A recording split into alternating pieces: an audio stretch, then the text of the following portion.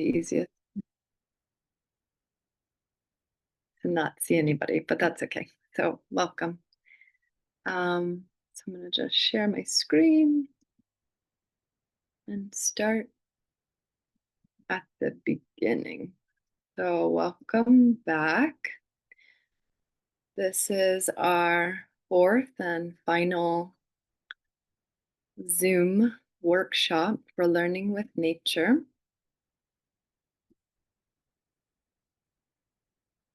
Learning with Nature is a Waldorf homeschool cooperative model that I developed in my Waldorf teacher training as an antidote to the current educational crisis, I would say. And it is a holistic model that keeps in mind the whole child, the uniqueness of each child, looking at the blueprint, the map, the operating systems of both the body and the mind. In addition, it is a teacher and parent and child partnership. So we all work together to create an amazing partnership and year together to guide our children and to support them in the fullness of their potential in the now. And it is a soul-led education. Waldorf education has always at the heart of it these developmental stages, and it looks at the whole picture. And my learning platform that I developed has 4 pillars.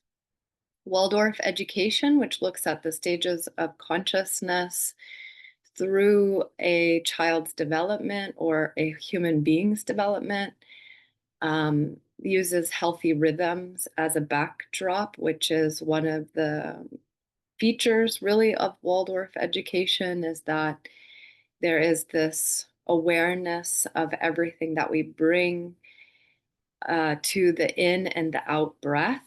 So that is moving between very focused in lessons or activities, and then very outwardly expressive activities, play, games, activities that allow us to take a big exhale and release that focus.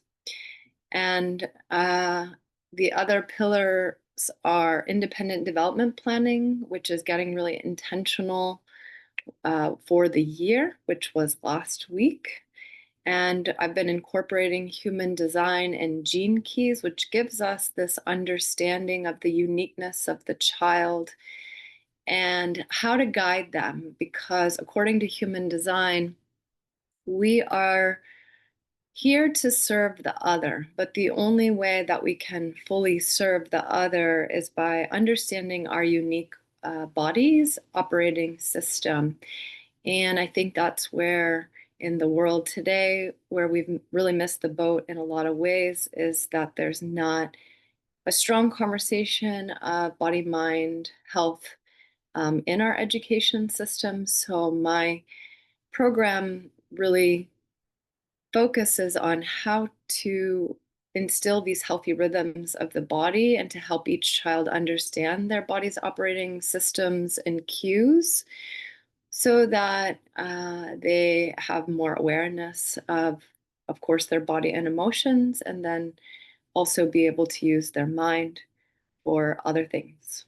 And today, we're going to focus on project-based learning, which I find is a very helpful for children at all ages and stages, but especially when we come together in mixed age groups. It becomes essential, I think, at that point. So these are the 4 pillars of learning with nature. And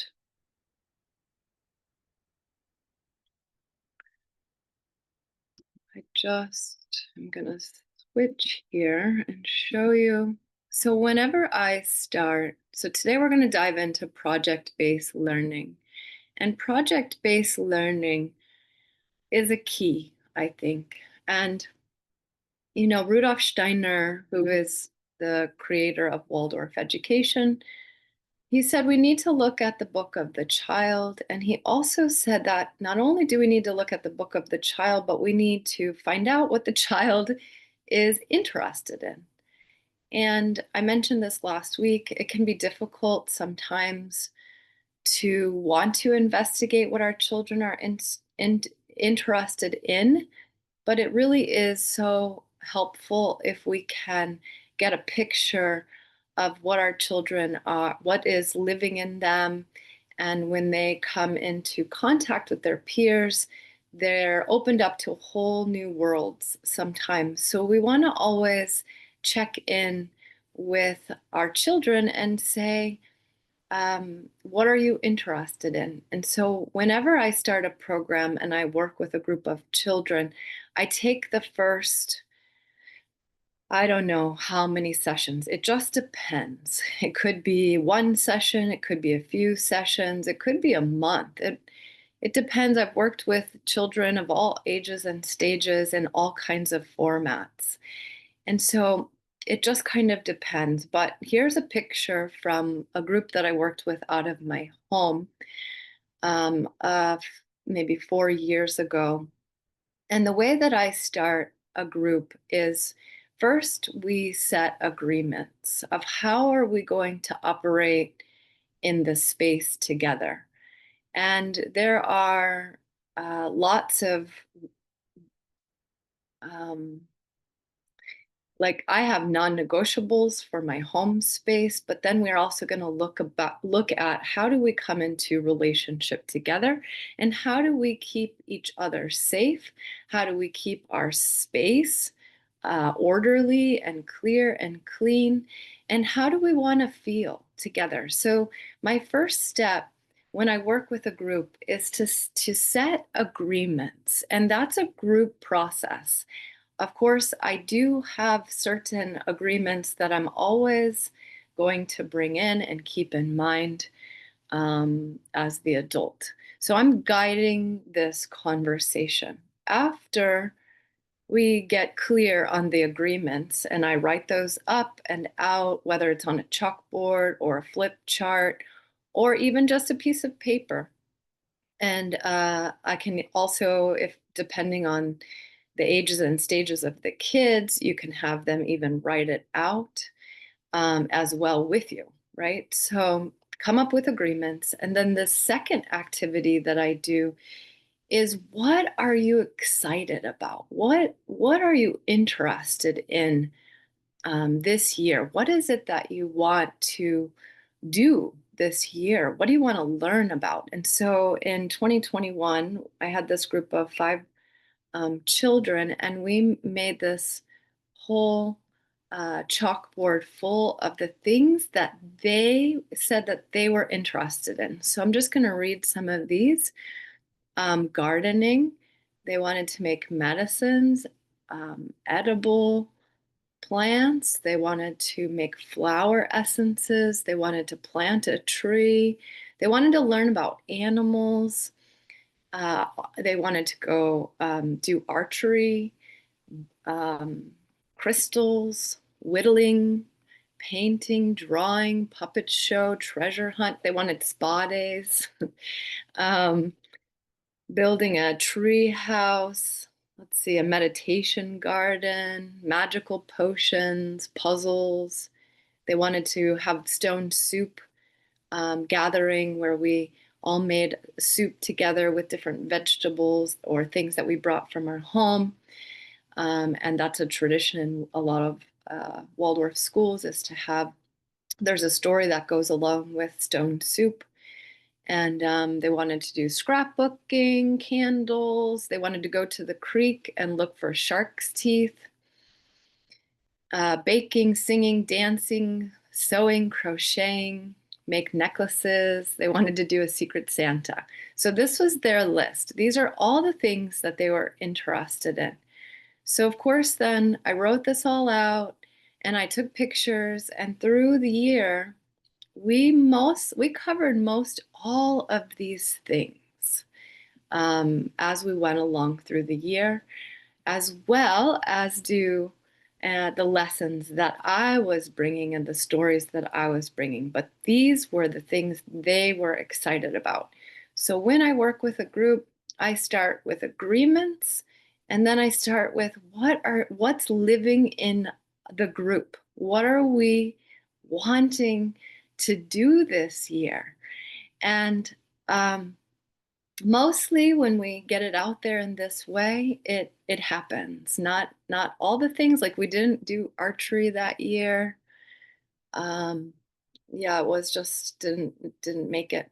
We didn't make it happen, but we did make a lot of this happen. So this is my sort of set up to projects, and I'm just gonna tell you.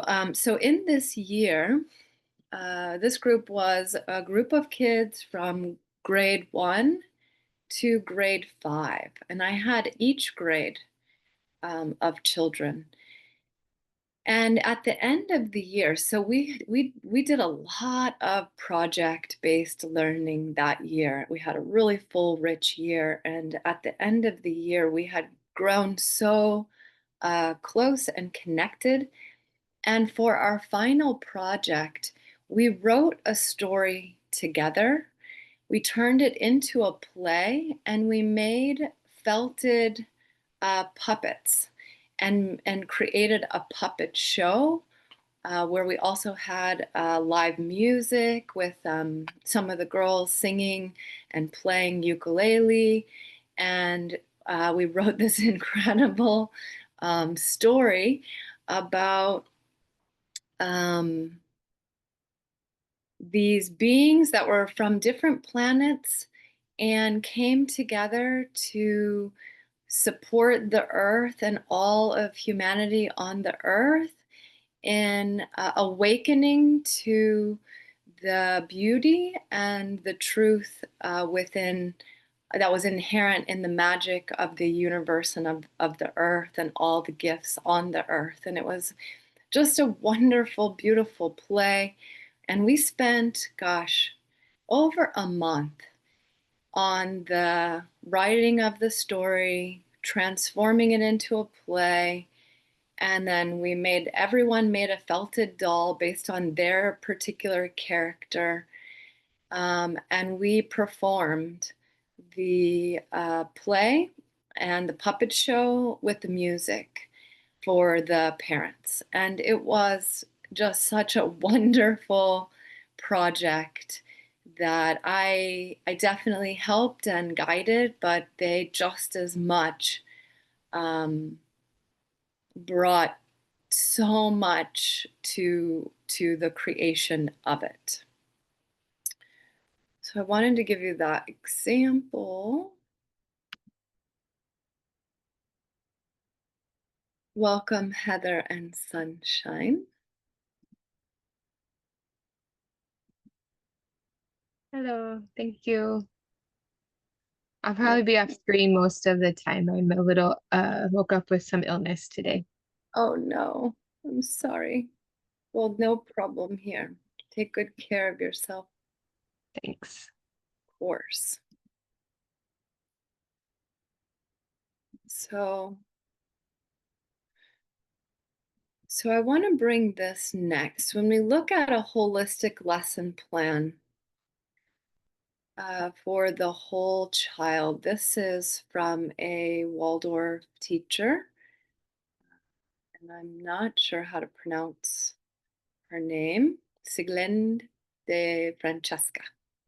But I love this, and I'm going to read it. So she says, you will find no matter what subject you are teaching that there are basic elements to creating a truly holistic plan for the whole child. These include teaching to the head, heart, and hand, creating an organic rhythm in the lesson, conveying a sense of reverence for the material, including some form of ritual in the lesson, reviewing work from the previous lesson, introducing at least one new thing with each lesson, and rendering the material in some kind of artistic medium. And she says, discover ways to apply these elements to the lessons you teach, and you will see how alive they become, making teaching and learning a joy. Do be creative and above all, have fun. So this is, as a Waldorf teacher, this is my guide map, right? So I start with what I just shared. I start with the agreements, then we go to what are you excited about? And then I have an intuition and an inkling based on my days leading up to working with the class. I've already seen the human design and worked with the parents on some of the map of what's happening in their children. And then when I go and I'm creating stories, because my lessons are really centered around a story. So after I have um, this sort of guide map, then I can start to pick my stories. And sometimes I might feel like, okay, I love the Waldorf curriculum. Each grade has a little package, a toolbox of like, bring this content, stories, material, and there's many Waldorf teachers and curriculum writers out there who have flushed out a lot of it. But all in all, there are even these books. Let's see, I'm going to grab one. So this is the tasks and content of a Steiner Waldorf curriculum. There's another book in this series as well, and it goes through. And it's interesting because it's not like a state standard book, but it's like a Waldorf standard book. Like, and so in that, it really hits on the points of like in first grade, these stories can be really nourishing for the children, and this is some of the academic work that you would bring. And in each of the grades, they have kind of like a guide map. Now, um, the teacher or a guide or is really takes this information and sees what's living in them. So what's living in me, what's living in all of you, what's in your heart, what's coming up in your mind, what do you see in your child or your children, and what these kind of reflective exercises can be really helpful is to think about, what are they asking, what are some of the questions our children are asking, what is their book showing us, because that's going to really give us some indication as to some of the story material that we want to bring in. And 3 times ago, or I think this maybe the second Zoom session was on the art of storytelling. And this is a big component in Waldorf education. And I find that this is my favorite component because everything really is a story and everything can be taught through stories. And we want to look at stories and pictures through all cultures and through all time. And depending on the age and the developmental level of the children are dependent upon the story material that we might pick. But once we sort of have this picture of what are they interested in and what are they telling us? What do we see? What's living in our hearts? Because as a teacher or a guide for our kids, we want to really make a connection deeply to the material that we're bringing them. If we just are, oh, we should teach this in this grade, and we're just looking at it and bringing it to them without really sitting with it, meditating on it, it's going to not hit them in the same way, right?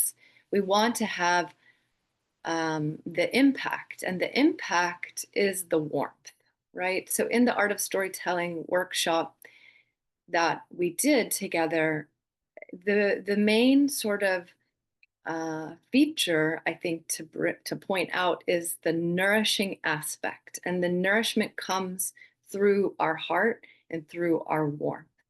And when we're able to find a relationship to what we're bringing them, then it's going to live inside of them. And when it lives inside of them, it breathes inside of them, and they actually want to start investigating the things that you're bringing. And you'll be surprised because you might bring a story um, about, like today, I'm going to talk with you about the Jataka tales or the Panchatantra tales. And these are fables that we have the very beginning writing of these fables and tales is from about 2,500 years ago. And we bring these Jataka tales, which is a variation of the Panchatantra tales, to the children in about second grade. And because it's these animal fables, and they're teaching us the different um, behaviors that show up in us, human beings, right? So I can go online and find a lot of Jataka tales. And in fact, I've been researching them for the last week or so. I've got a couple different books about them because as they were passed from one, like as they were translated through all places on the globe and all different times, they actually are now in many different languages and they have many different titles. One of them is Kalila and Dimna. Have you heard of these, anyone?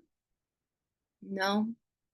So these tales, originally these tales were called the Jataka tales. They were with each culture that took them and reworked them a little bit and brought them in their language. They've changed a little bit, but there is this author, Ramsey Wood, who has translated most recently these tales and done a lot of research. So the last week I've been spending looking at these books and getting the history of where these tales come from and looking at all the different time periods where they were taken by a different group of people all over the earth and translated it for their culture. And they changed it based on their cultural ways a little bit, these stories. And these stories are a lot of times passed down through oral storytelling and traditions. So the last time this particular body of work was translated, Ramsey Woods says, was in 1530. And his translation is the next one. And he's sort of brought it up to a more modern time period. So, for example, I'm going to tell you one of these stories and and then I'm just going to build a little bit of a picture of how I would start to work with this this story.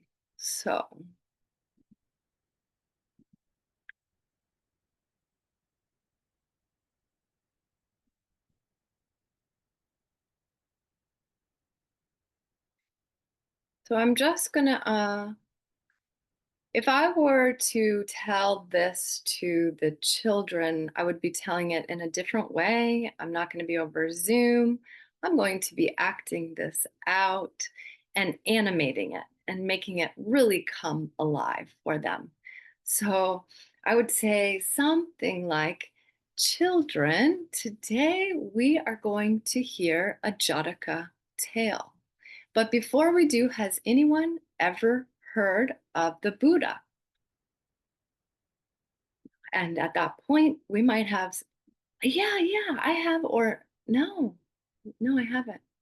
Okay, well, Jatakas are known as birth stories to Buddhist literature. And Siddhartha Gautama Buddha, who was born about 2,500 years ago, told the Jatakas to his students, or also at that time, they were called his disciples, on very special occasions, and this helped them to understand his teachings. Now, Buddha, he was born a wealthy and happy prince, but once he started to see how sickness and old age and death caused some of the misery outside of the palace walls that he lived in, he was resolved to find a way to overcome human suffering.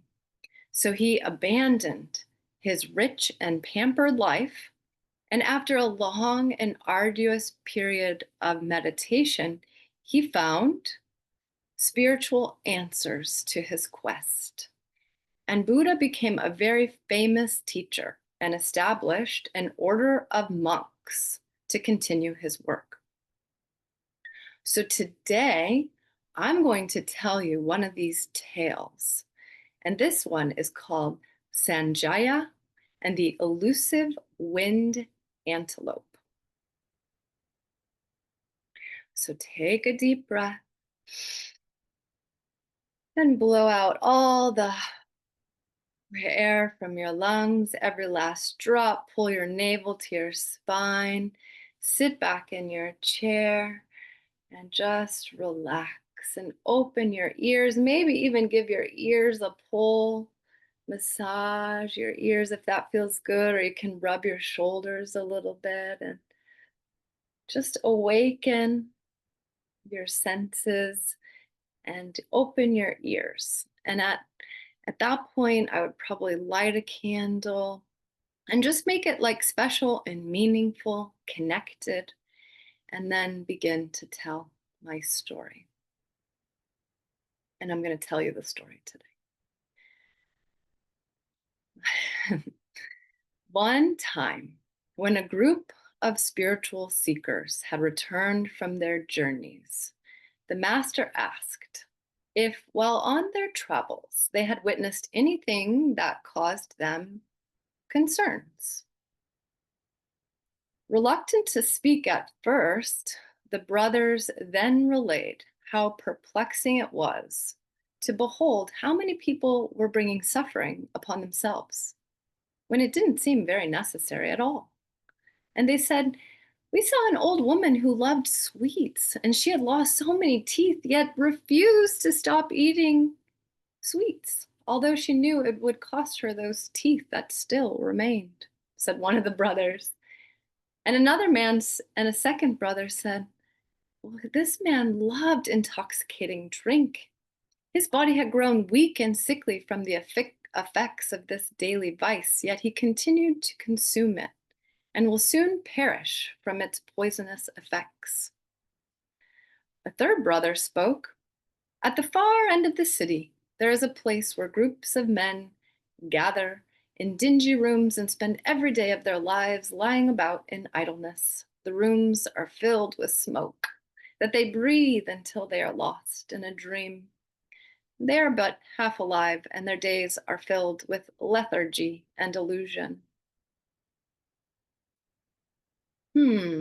Such is the nature of cravings," commented the enlightened Buddha.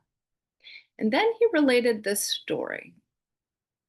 So I may or may not tell that part, but just to give you a preface for you adults.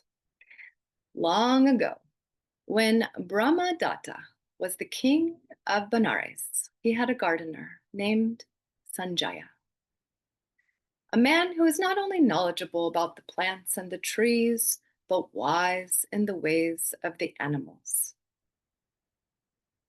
One day, a very timid creature, a wind antelope, ventured into the royal gardens. The king, witnessing the rare creature from his palace window, was amazed by this antelope's grace and beauty. And several days later, the creature appeared again, grazing among the meadow that adjoined the royal gardens.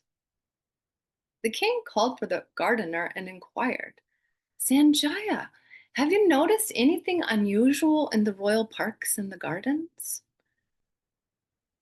Only the wind antelope that has been grazing there, he answered. What a splendid creature he is, the wind antelope, remarked the king. Is it possible to capture one? Sanjaya, wise in the ways of the forest creature, answered. No, no one has ever captured a wind antelope, my king. But if you give me a dozen jars of honey, I will bring him right into His Majesty's palace. So the king, intrigued by the challenge, ordered the royal cooks to relinquish many of their stores of honey to Sanjaya. The next morning, Sanjaya went to the place where the wind antelope had last been seen, and he spread honey all over the grasses. And then he hid himself. Before long, the antelope, catching the scent of sweetness in the air, approached the honeyed grasses. The creature cautiously ventured near, sniffing the air, its upright ears alert to any sound, and began to taste the sweetened grasses. A little at first, but then consuming them with great relish. Every day, Sanjaya returned to the meadow and drizzled honey all over the grasses. And every day, the wind antelope returned to enjoy the treat. Now, after a week had passed, Sanjaya no longer kept hidden, but he ventured out near the edge of the meadow of the honey grass. At first, the antelope was frightened by his presence and bounded away. But soon, overcoming its timidity, returned to finish a bit of the sweet meal.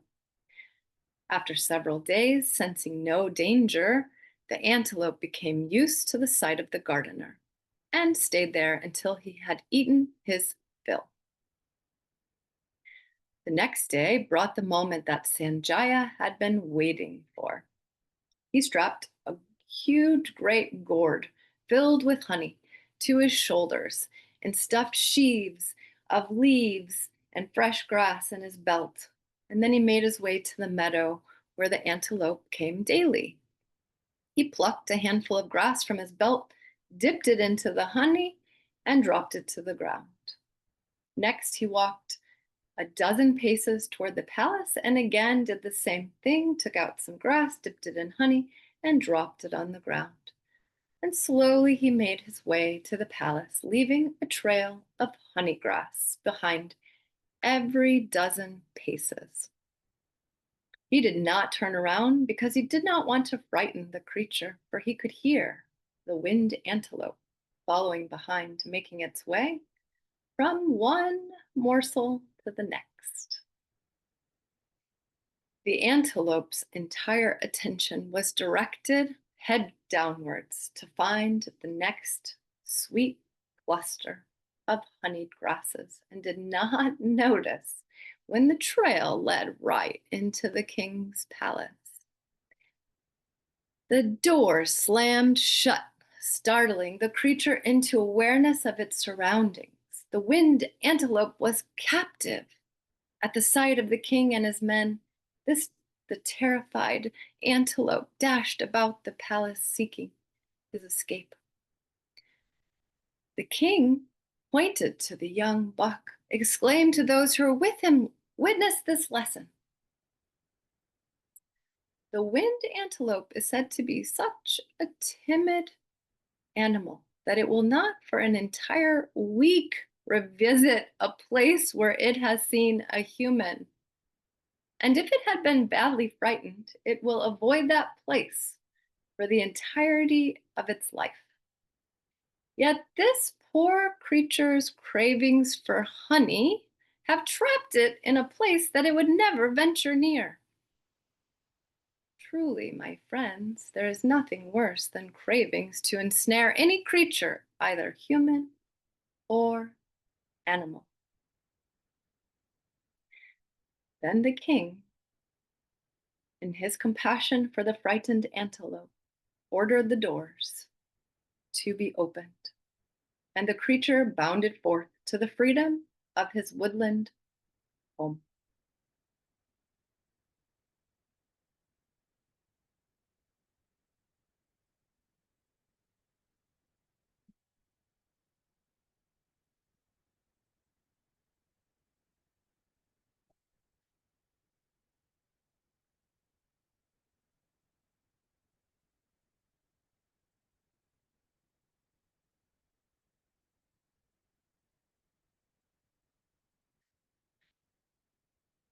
So, just as I'm doing with you all, after I've told an animated story, I would just sit in silence. Sometimes the children are completely quiet, and sometimes they might actually say something. But sometimes we just sit and relish in the momentary silence. Um, so I'm going to give you a little bit of a picture because I want you to see how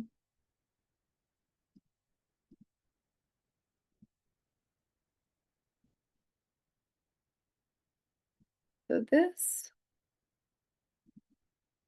So as I mentioned, before I tell stories, I try to find and seek out as much as I possibly can about these stories. So this, as I mentioned, Ramsey Wood, he is uh, the author of these newer versions of the Jataka tales or the Panchatantra.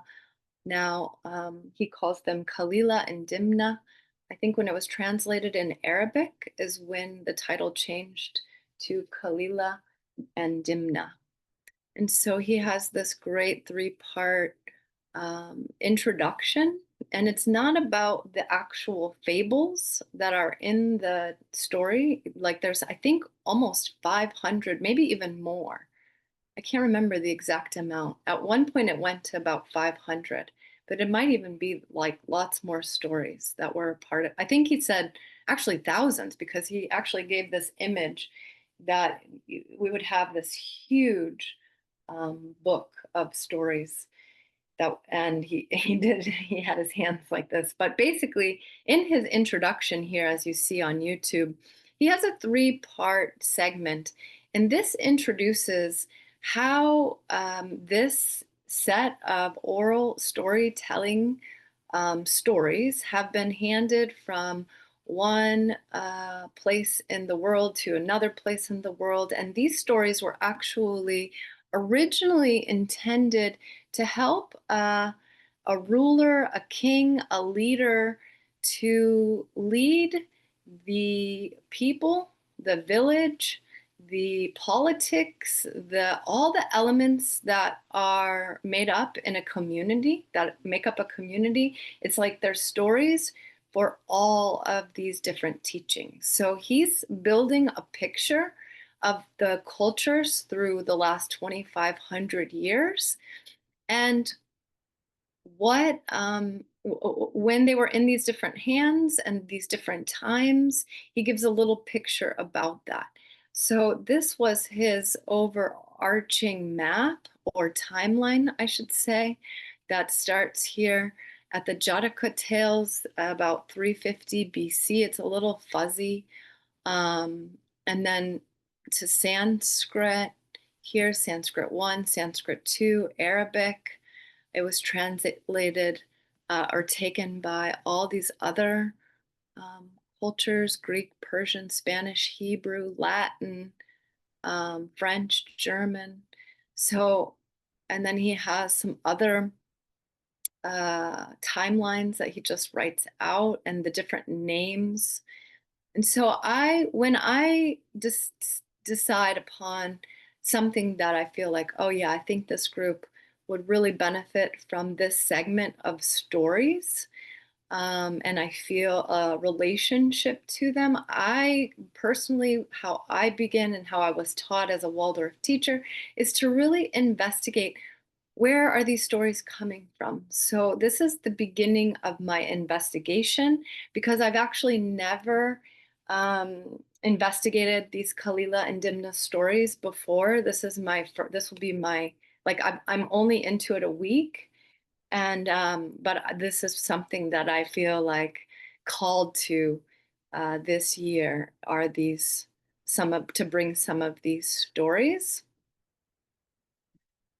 Um, so I just wanted to show you those things.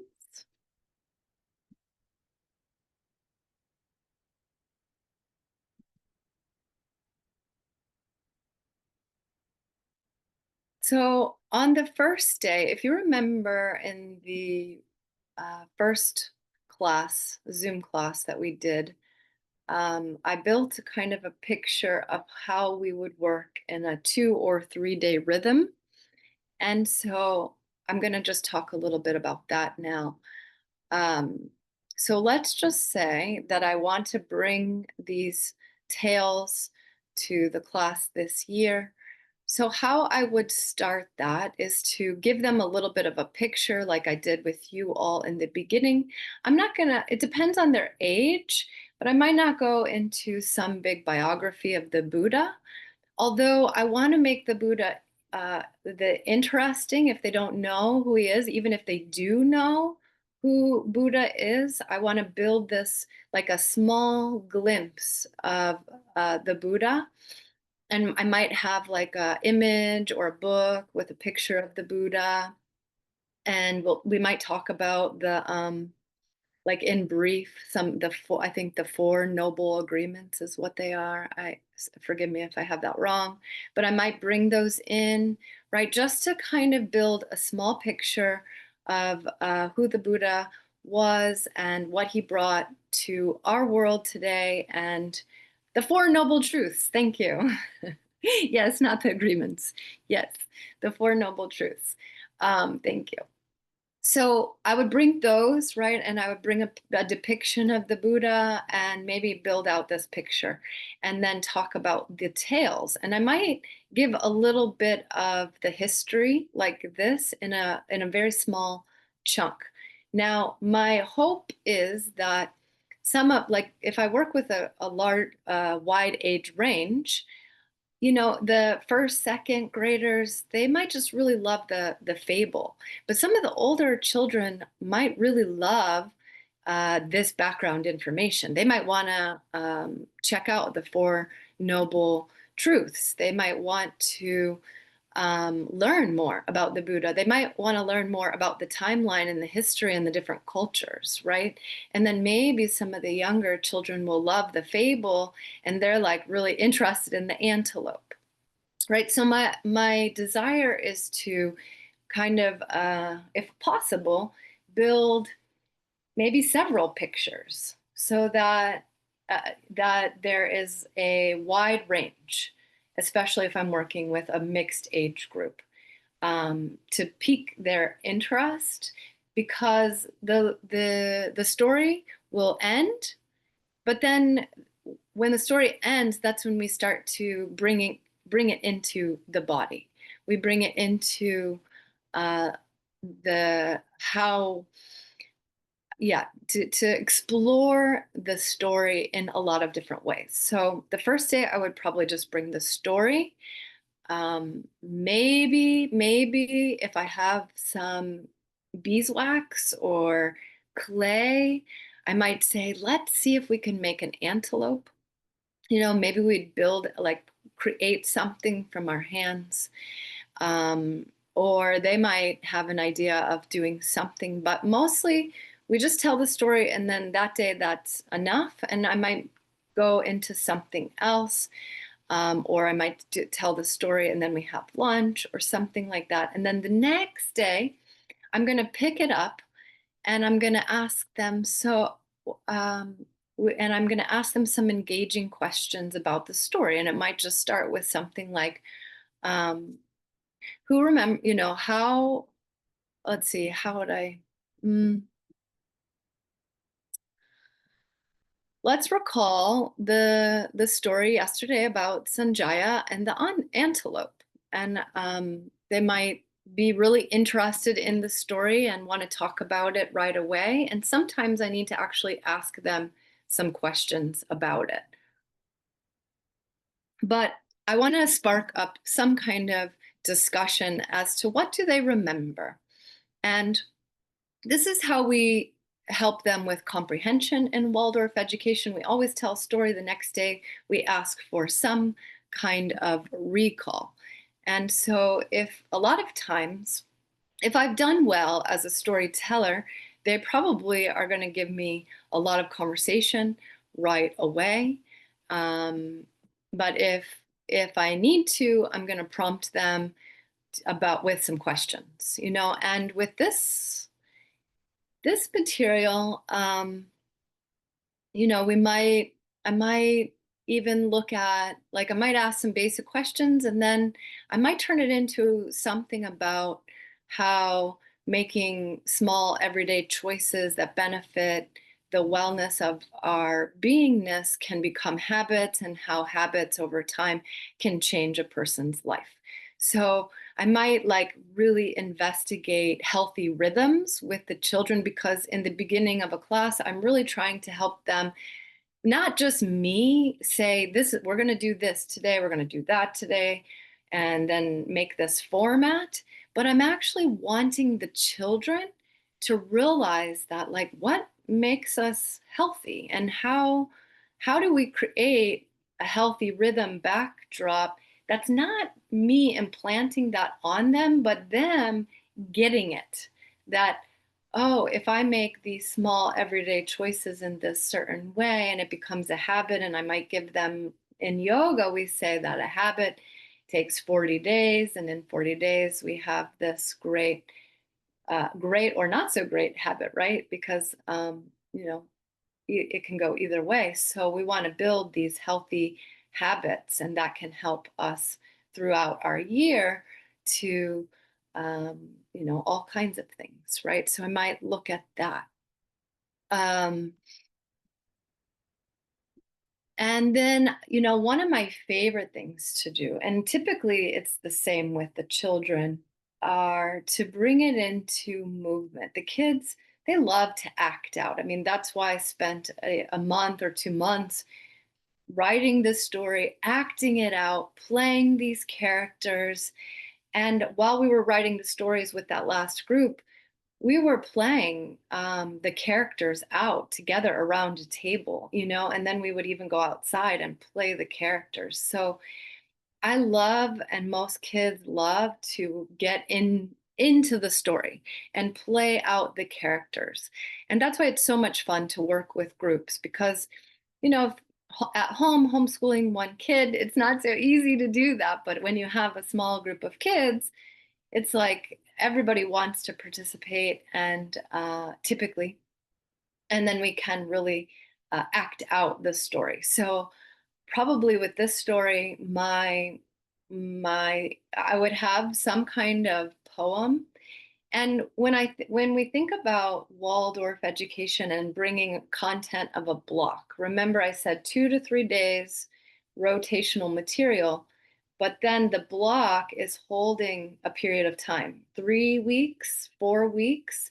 So I might intentionally have a Jataka tale for every day for 3 weeks, and I will have this overarching intention of these tales. I have a spreadsheet I think I'll share with you all of how I would take this story and feature it in my Excel spreadsheet, or actually now I use the Google version of whatever that is. And then from that story, I have an intention, I have a theme for each day.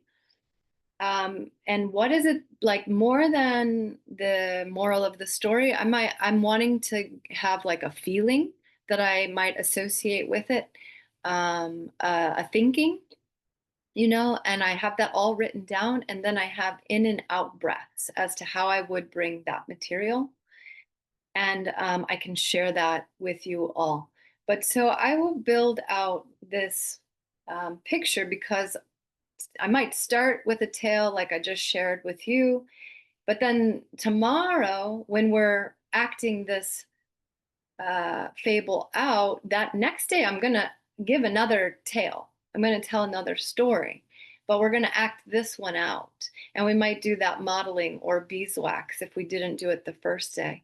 Or we might paint the antelope or the sky, or and then we might get into honey because that's a great feature of the story, and it might lead us into honeybees. And the next thing you know, we're actually doing this huge project on honeybees and learning about bees.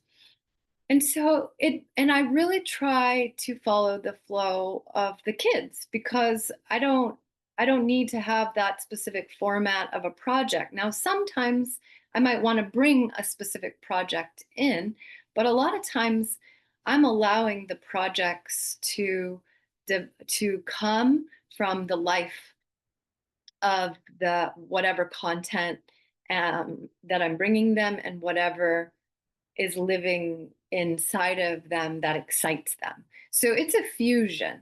And I find that it's more fun if I can let it organically arise in the space and then follow that flow.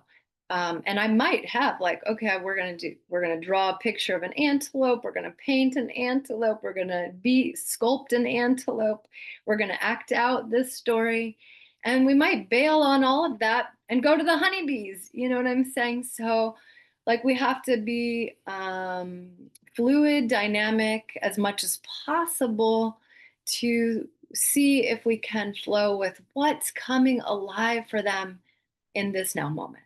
And now, if everybody has something different, so let's say someone's really interested in the king palace and likes the idea that they could lock the antelope inside, and they want to build a castle and make let's say a map of the building and do a floor plan.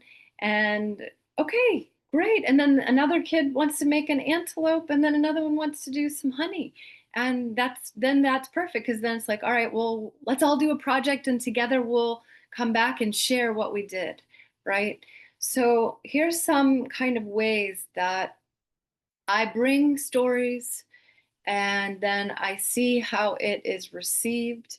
I might guide it in the way of like, I really want them to get a picture of the healthy rhythms beyond what I'm just holding as the backdrop, so that might be an intentional plant into my 3 week block of healthy rhythms, and how do I express that in a way without expressing it directly. And then some ways that we might veer off and do projects. And it might be that we don't do a project for every single story, but we pick like something that's meaningful and work with that. But typically, when I bring a story, there's usually some kind of artistic creation, movement, and writing. And now, a lot of times in Waldorf education, the teachers will just write something for the children to copy on the chalkboard. We typically use chalkboards. And I have had a teacher a couple years ago who I really like. I think I mentioned her at the beginning of our Zoom series, and she mentioned that she that it's really good to let them come up with their own words. So I try to do a little of both, like if I can get them or if I can be an effective storyteller and allow it to live so much in them and guide them to write up like a little couple sentences, 2 or 3 sentences, or depending on their age and stage, paragraph, a couple paragraphs from their own self. That's ultimately what I want to get to. Now, if I need to offer writing that they copy, that's good too. So I'm holding both of those ideas, and both are good, and I can work with both. So um, so we have a story, we act it out or move it in the body some way. Like I might make up a poem or find a poem that we use. Like speech is an important part of Waldorf education. So we do a lot of poetry, a lot of singing, and a lot of articulating with our voices together. Um, and it's so powerful and so helpful. And then, like, we can also say things together like a poem, but in the poem have different parts. So this person says this line, and then this next line, and this next line. So we're together and then individual, and then together and then individual. And it's so wonderful for them to have a regular way of using their voice and memorizing poetry to support them in a lot of different skills that we want the kids to have. So, and then speech, movement, artistic renderings of sorts, and writing. And so typically, in a project, we can do all those things as well, right? So it's like I could give individual exercises, or maybe right after the next day with a story, I might say, would you like to try this or this or this? And then they might say, yeah, or it might give them this idea to even create something else. So we're at 4:03, and I really just wanted to kind of build this picture for you of how I as a teacher and a guide think about the material that I'm bringing. I'm doing my own research and investigation, which I shared with you because this is new material for me. So I sit with it, I work with it, I contemplate it, I write about it, I read what's out there, and then I bring it to the children in all of these different ways.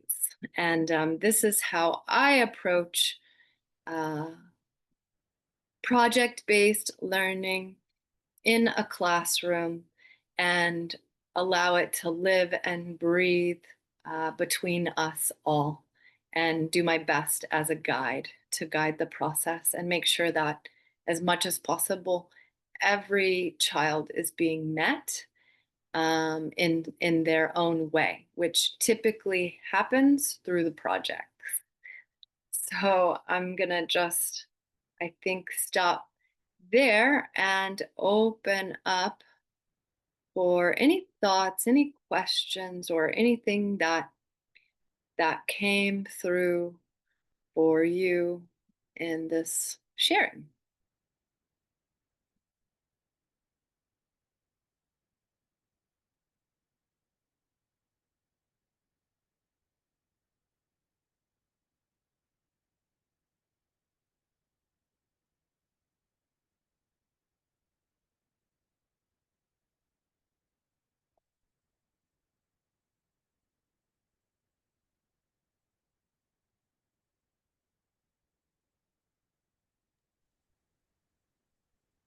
I think the only thing that comes to mind for me is, I've been reading to Irie since before she could really like form words.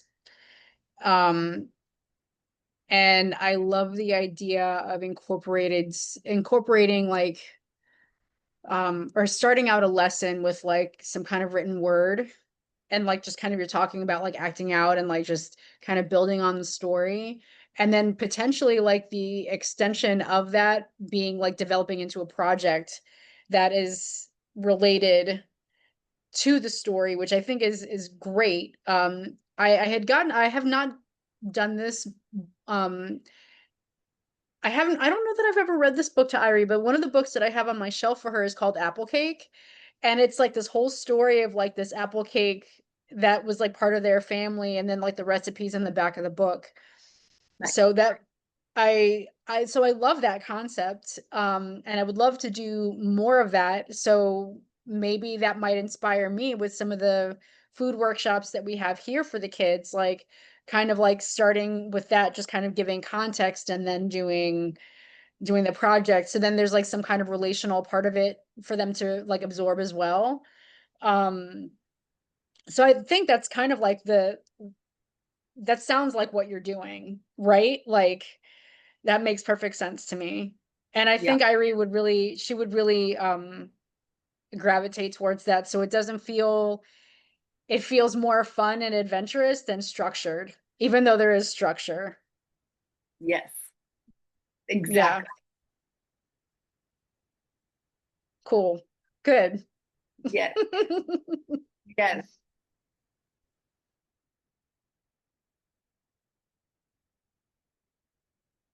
I'm excited. I don't know what the apple cake book is or anything about it, so I'm excited to know more.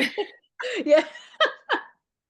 Well, we've just been having a lot of conversations about food just between her and me. And like she's trying to understand, like, well, how did you learn? I'm like, baby, I just figured it out myself. Like my parents didn't teach me. It was something that I've been reading cookbooks since after my Saturday morning cartoons, I would watch cooking shows. And like eventually by me just like putting my hands in the mix of stuff, like I just started figuring things out and what I liked, what I didn't, what worked, what didn't. Um, and she asked for like a kid's cookbook, and I'm just like, but I loved grown-up cookbooks. Like that's where it really made sense to me. But Yeah. that's not going to be the case for all kids.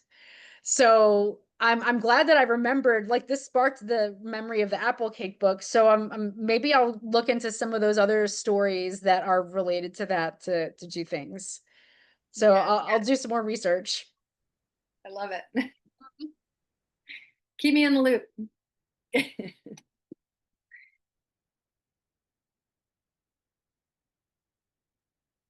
Yeah, I really appreciate what I was hearing and love hearing your inspiration, Elena, around the cooking and bringing in the story. Yeah, um,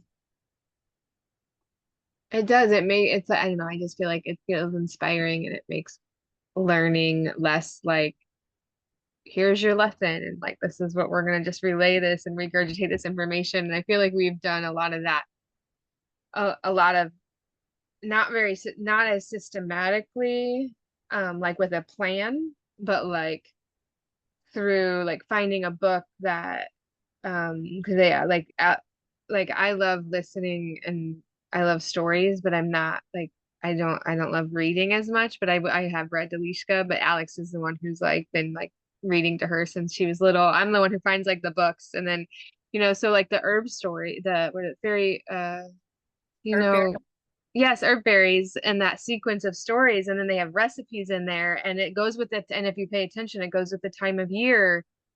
And it actually follows this eight shields model for people who don't know that backstory. There's even other like underlying stories, but you'd have to know really in depth this eight shields model to like understand that those are like there's more layers woven in there. Um, which that's something I've been trained in. So those, like that was an example of those stories were, and then we planted some of those plants that that were in the story, and then we had the game, and then we got the game, and some of those weren't all the plants weren't perfectly crossed over, but some of them were, and I don't know, and she's just out and learning a lot. So I feel like she's had a lot of that type of learning. And then I also noticed like I'm so glad that there's somebody that has the energy to like do this, or just like the because I find like I'm just in a phase of life where I'm like I am not feeling like doing a lot of like following through with a lot of that kind of stuff. And we do anyways, but I feel like naturally we've done a lot of that. And I've also see her like drawing, like if she watches a movie, and then which is like she gets her one movie a week, it's like a big deal. Um, and so sometimes she actually goes weeks without any movie, and we don't say anything.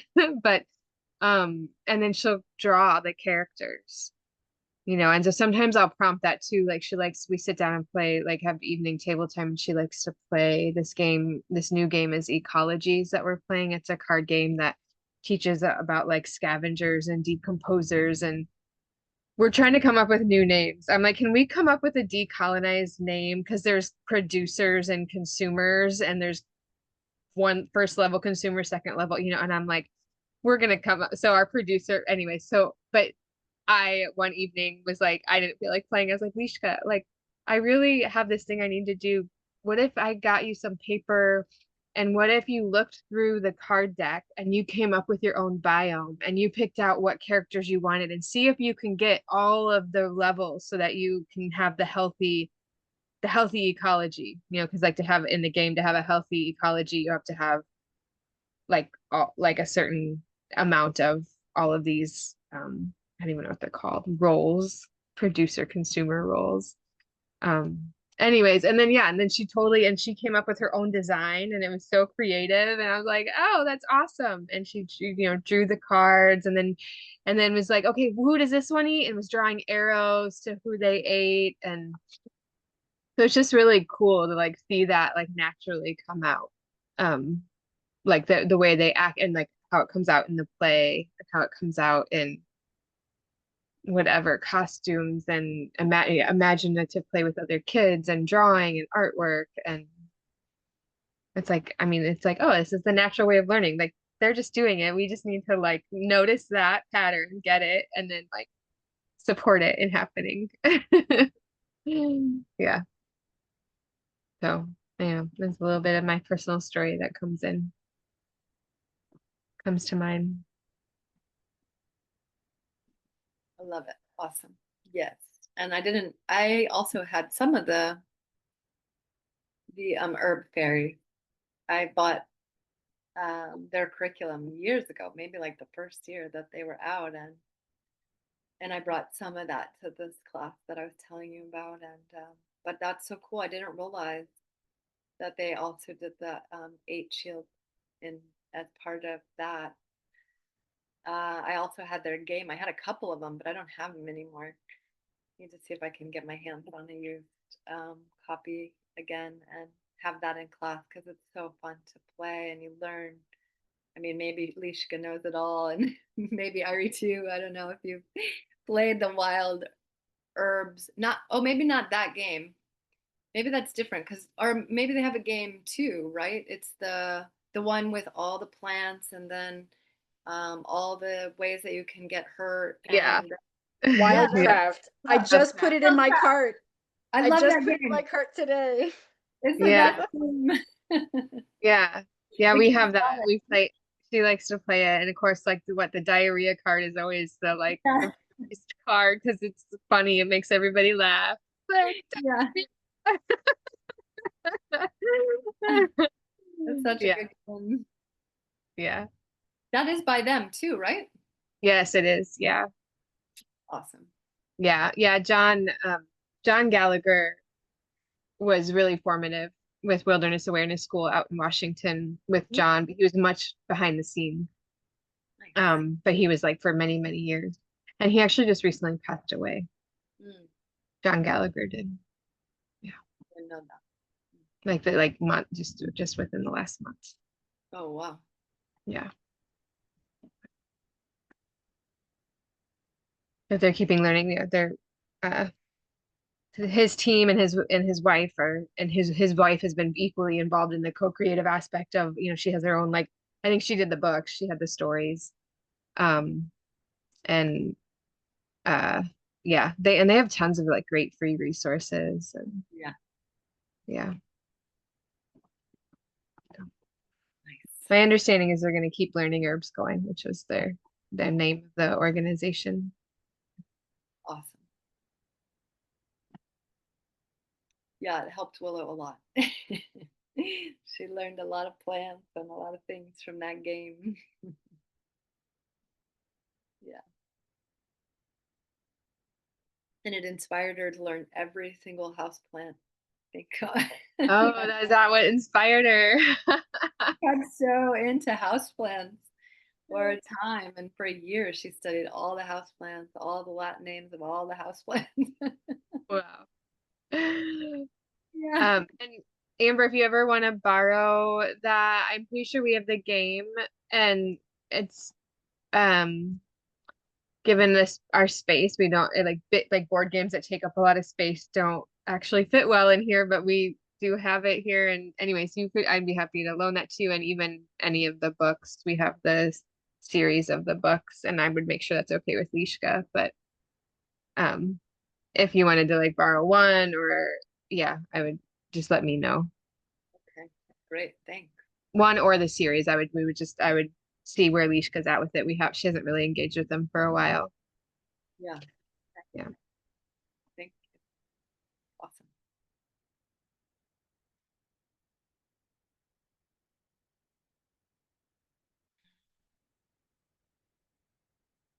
Good. Well, any other thoughts or anything living? Sunshine, do you have anything you want to share? No pressure if you're just there. The only thing I was going to add was I'm really glad that you told the story. Yeah, and I found myself evaluating like, oh, what are my cravings like?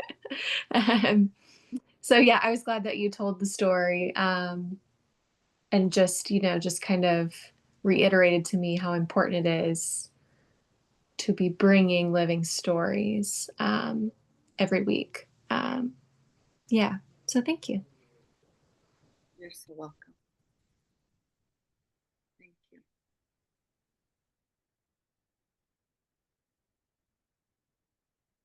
Okay, wonderful. Well, guess that's a wrap. So let's see if there's a resolution to it. I mean, I think over the last 4 sessions, I'm kind of hopefully built a picture or a little bit of a story as to what learning nature is and how I hold the space of a classroom or even a home. And that, learning is like Heather, you were saying, it's just so natural. That's the kids just naturally want to um, explore in all these different ways. And then when we know their design, it can be so supportive in understanding how to teach them about their body awareness. And because that's a part where we really have missed in the education system. So really keep that, which is why I might bring the healthy rhythms conversation so I can talk about how we need all these things for the health of our bodies. And yeah, always the overarching message is the intentionality and making sure it is living, like you said, the living pictures. And when we think of oral storytelling and the passing down from one to the next person, right? These stories were alive, they had meaning, there was a purpose to them. So being very intentional in all of our doings helps us to be a full-fledged human being. So thank you so much for being on this journey with me and revolutionizing the education system. uh, well, many, many blessings. I hope you all have a good weekend. And I look forward to growing and learning alongside of all of you more. Thank you. Thank you. You're so welcome. Thank you so much for doing this. It's been so helpful. You're so welcome. I'm just gonna echo, like, I'm just beyond stoked about this. This is really exciting. Yay. I agree. Mm. Thank you. Okay, you lovely, amazing ladies. Have a beautiful, it's raining in my backyard. So if it's raining where you are, have a good rainy moment. Bye for now. Good night. Bye-bye.